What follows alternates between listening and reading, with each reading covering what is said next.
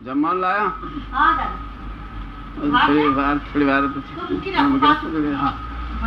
સાંજે રાખીશું આપણે દાદા કીધું ને થોડી બોલાવી શું કે છે?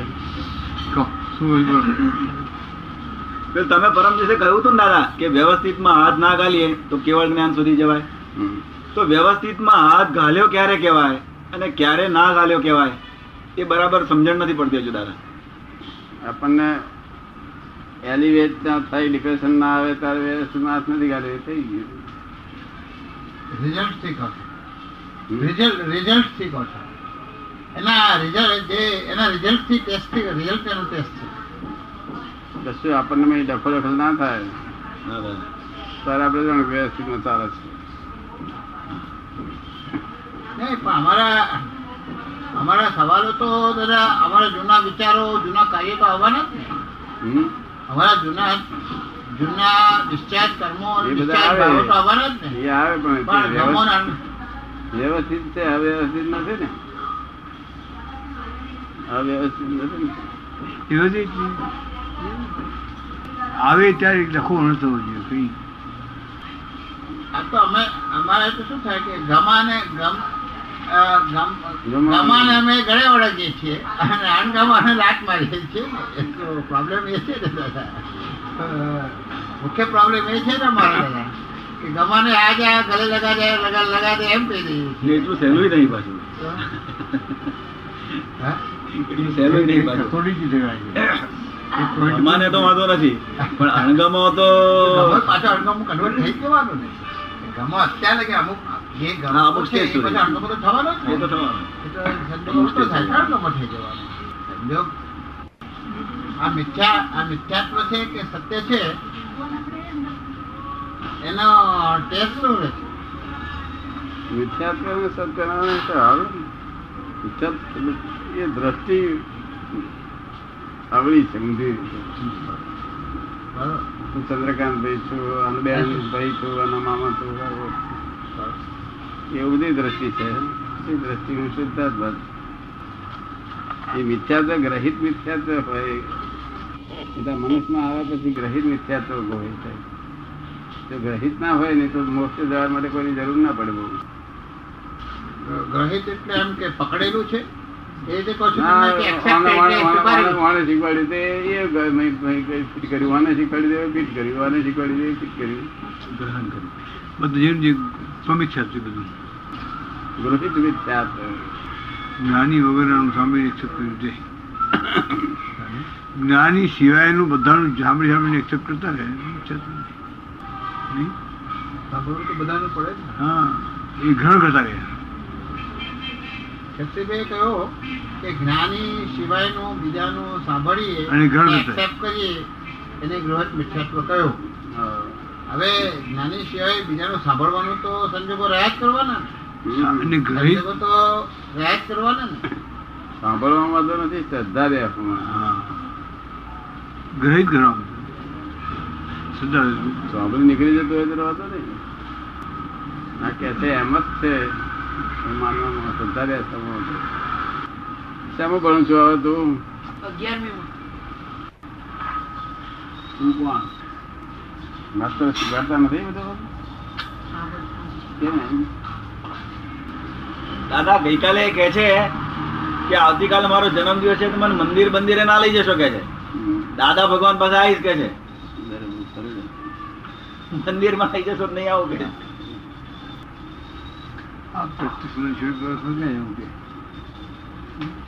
આજે બેઠા મંદિરમાં મૂર્તિ મંદિરમાં તો આનંદ છે. એમ?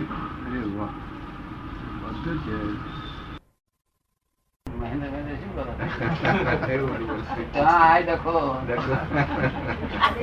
લોભ અને પરિગ્રહ ગણો. લોભ અને પરિગ્રહ ગણો.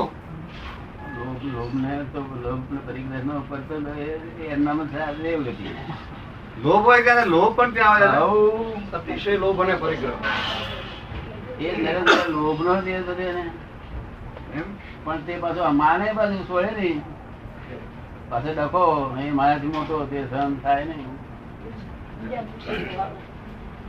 તો દેવગતિ ના દુઃખ છે દાદા, સુખ નથી. સુખ તમે કલ્પો કરે આ અહીંયા એ મોટો સુખ ખરું પણ 1000 એકર નો મોટો પ્લોટ થઈ જાવ આમ થઈ જાવ આ બંગલા આવું બનાવું બગીચો ફૂલો ફૂલો બધું તમે મહેરબાની કલ્પના જ કરવાની સંકલ્પ જ કરવાનો.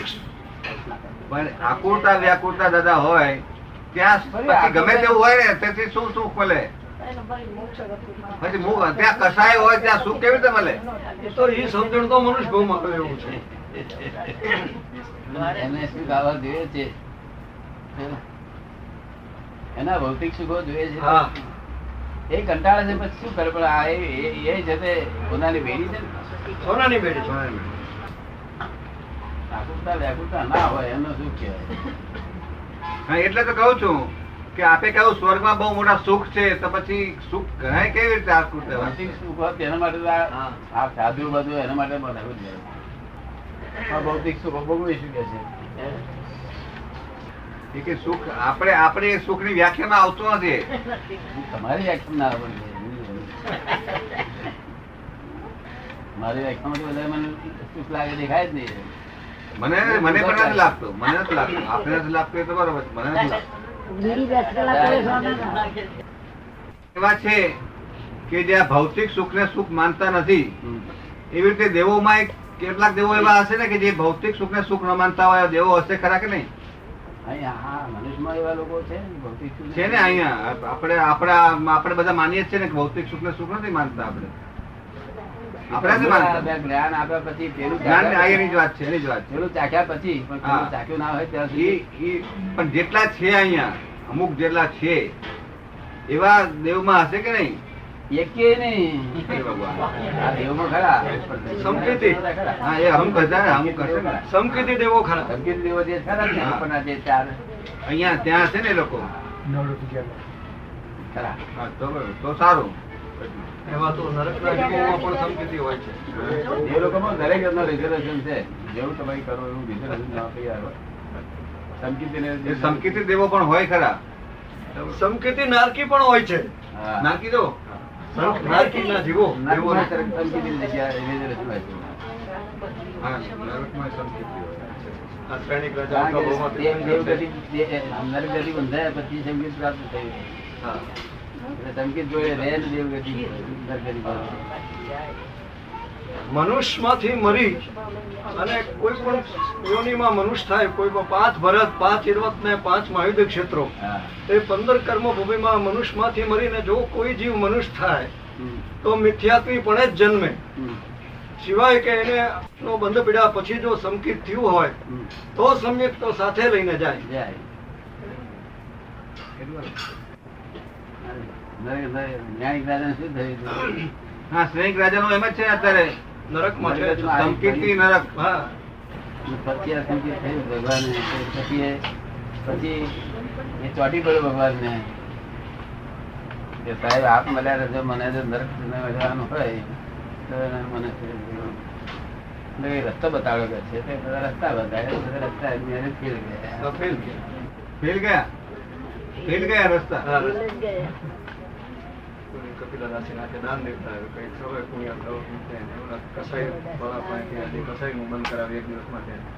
એવા કોઈ માન્યું નહીં. 4 રસ્તા બતાવ્યા, ચારે ફેલ ગયા. કપિલાદાસી નાથે દાન રાજાને એમ લાગતું હતું કે રસ્તાનો હિસાબ શું મને એ તો કઈ હા, હું કરી દઉં. કહેશે કે તું અમુક દિવસે જીવ હિંસા ના થાય, જીવ હિંસા ના થાય એવું તું તારા હાથમાં એ કરાય કે શું? અમુક દિવસે ન થાય.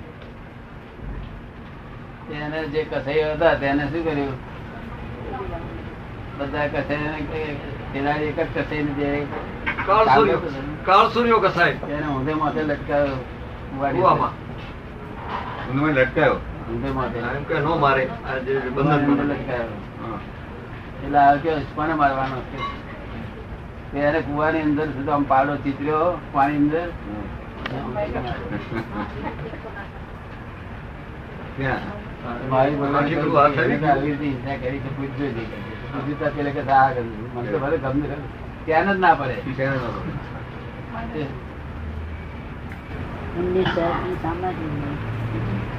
દાસી પાસે છે તે આ પકડે, જોન પકડે. કપિલાદાસ ત્યાં સારું સ્વાભાવિકની કિંમત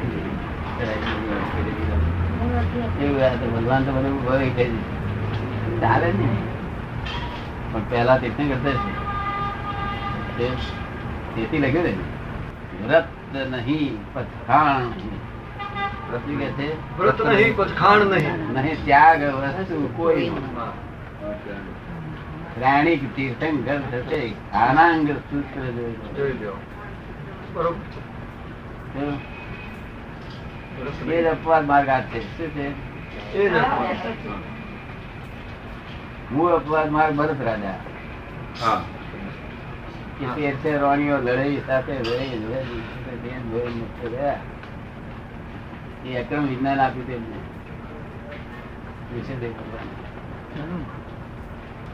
અમે જે કહીએ છીએ શાસ્ત્રો ના કરે તો પણ તમે માન્ય રાખજો. કેવું? એમ કહ્યું છે. કે નવ વાત સાચી છે તો એક વાત ખોટી તો નહીં બોલે ને કે નહીં બોલે બરોબર. શું? હા, માટે શાસ્ત્રો ના કરતા જ્ઞાની ઉપર વધારે રાખજો. એનો હેતુ એવો છે. શાસ્ત્રો કરતા જ્ઞાનીની કિંમત વધુ બતાવી છે. શાસ્ત્રો એ થર્મોમીટર છે. બરોબર. શું છે? થર્મોમીટર. અમુક વખતે આવો પારો અમુક આટલું દેખાડે તો આગો પાછો થાય વખત. હા, જ્ઞાની થર્મોમીટર નથી. જ્ઞાની ભગવાન છે. શું છે? પ્રભાદેવ શું કહ્યું? દેહ સારી રીતે ભગવાન પરમાત્મા આવેલા દેહધારી રૂપે પરમાત્મા. તો તમારું કલ્યાણ થાય છે કે વસ્તુમાં બહાર તો હોતું જ નથી. પ્રજ્ઞાન તરંગીણી. અમે આ જે બધી વાત કરી ને હા, એ કે છે કે અમારા ક્રમિક માર્ગમાં વાત તમને બધી સમજાવો કે છે તો આખી શાસ્ત્ર આ મારા સાહેબ બધા જે પૂછે ને બધા જવાબ આપીએ પણ એમના શાસ્ત્ર ના શબ્દ ના હોય અમારા. જવાબ પેલો હોય અસલ જ પણ અમારી ભાષામાં હોય હા, તમારી પાસે. અને એમનો શાસ્ત્ર ના શબ્દ હોય. હા, શું હોય? બાકી જવાબ અમે અમારી ભાષામાં આપીએ પણ જવાબ એનો એ જ હોય. જવાબ એનો રાઈટ આવી જાય. જવાબ જે 95 જોઈએ તે 95 જાય એનું હા, બોલે. બરોબર. તો એટલે આ કઈ ક્રમિક જ્ઞાન છે તે અમારી પાસે ના હોય એવું કશું નો, બરોબર છે. પૂરતું અમારું ક્રમિક જ્ઞાન તો તમે જો પ્રચાર કરવો હોય તો ક્રમિક જ્ઞાન અમે બહુ સરસ પ્રચાર કરો. અમે કહીએ પ્રચાર કરજો ક્રમિક જ્ઞાન. અમે ક્રમિક જ્ઞાન સહેલું કરીએ છીએ. શું કરીએ છીએ? ચાલુ કરી આપો. બહુ સહેલું કરીએ છીએ. પણ આ ક્રમિક જ્ઞાન તો હોશિયારી લોકો માટે હા, હા, હા. હા. તો એનો અર્થ એ થયો કે આ કાળમાં જેને જન્મ લીધો આ અને જ્ઞાની પુરુષની પ્રાપ્તિ થઈ અને અકર્મિક માર્ગની જાણકારી ઊભી થઈ એવા સમયમાં જન્મ થયો એ પુણ્યના યોગ સમજવા ને. એ કહે છે કે એનો અર્થ એ થયો કે આ કાળમાં એવું રીતે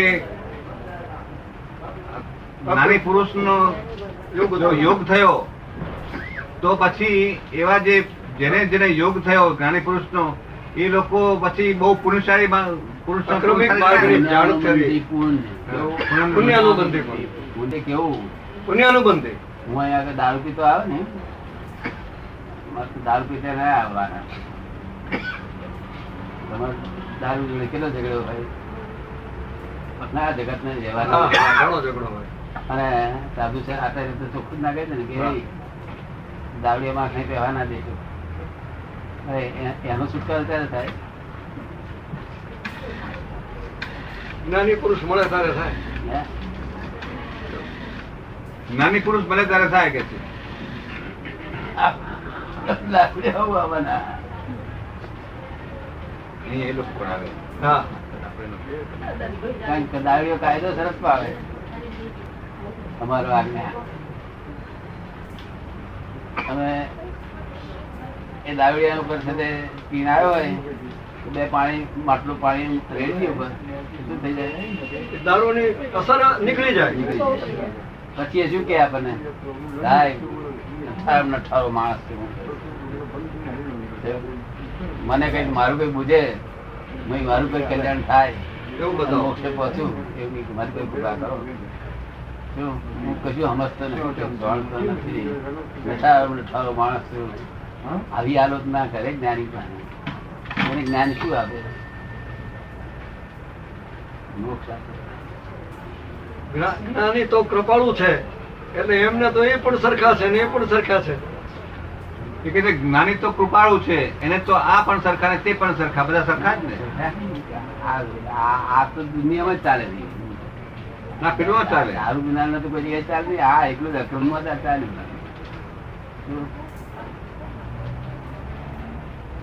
બીજું ન ચાલે. દાખલ જ ન કરો. આપડા એ શું કરતા હતા? હા આપે કહ્યું તે શું? એ પિતા હતા. એ દારૂ પીતા હતા અને 1968 થી અમે ચાલવા દીધેલું છે. 78 સુધી પીધું એમને, અને ખૂબ જ પીતા હતા. અને એમને ત્યાં બોલાવીને 20,000 રૂપિયા ખર્ચે કરતા હતા બધા. 12 મહિને 200 માણસો બોલાવીને સત્સંગ નાખાને. ના ફાધરના કઈ એમના ફાધર મારે એગ્રીમેન્ટ થઈ ગયું. હવે એમના બ્રધર શું કરે બીજા, દારૂ પીવે છે, દારૂ પીવે છે, દારૂ. મેં કહું ભાઈ એવું છે, ટાંકી વધારે ભરેલો માલ છે, ટાંકી ખલાસ છે, બીજું હવે નવી આવતું આવક નથી, નવી આવક નથી. એ ટાંકીમાં પછી એ ટાંકી જયારે ખાલી થાય કે ના થાય થઈ જાય એટલે નવી આવક નથી આગળ.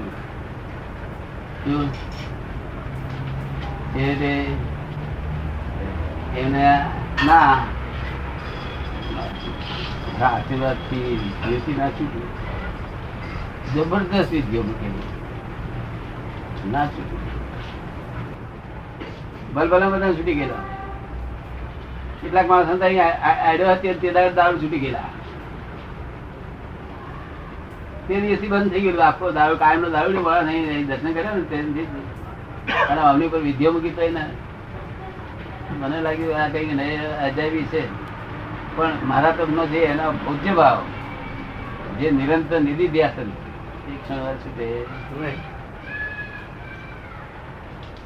તે એવા એક મળી આયા. તેમને 12 દવા આપી અને અત્યારે એમને વિચાર પણ નથી આવતો. નહીં તો રાત ને દિવસ આખો દિવસ જોડે ચાલુ જ રાખે, વિચાર નથી આવતો. જો આ પુણ્ય મેં કહ્યું કે પુણ્ય જાગશે, સારી થશે. હમણાં જ થયું 15 દિવસ. તે વખત મેં કહ્યું કે તમે દારૂ પીવા માટે અમારા અહીંયા આગળ નહીં સત્સંગમાં તો જીવી છે દશા થાય. નિરાશ થઈ જાય.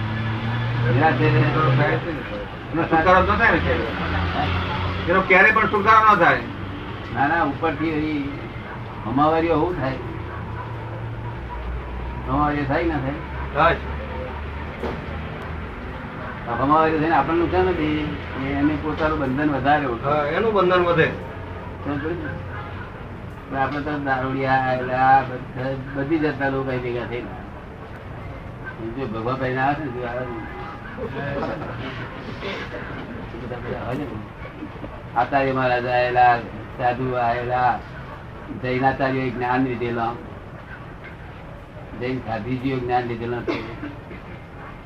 જ્ઞાન લીધા પછી સાધીજી કાગળ હોવું અહીં આવે.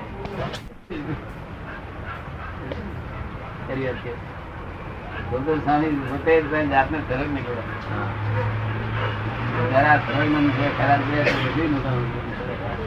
એકડે એક થી શરૂ કર્યું. એકડે એક થી શરૂ કર્યું. એકડે એક થી એવું આચાર્ય એકડે એક થી શરૂ કરવું પડે. થોડું કોણ આવે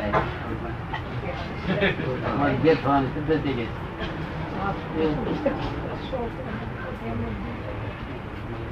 આનંદ શ્રાવક પાસે ખમાવી આવ્યા. આનંદ શ્રાવક પાસે ગૌતમ સ્વામી ખમાવી આવ્યા. હા ભગવાન ના બ્રાહ્મણ બ્રાહ્મણ સમળ બ્રાહ્મણ કહેતા. શ્રમણ બ્રાહ્મણ બ્રાહ્મણ તો આય કરા કમળ ના કહેવાય. અધ્યાત્મ લક્ષ્ય ચડેલા હોય તે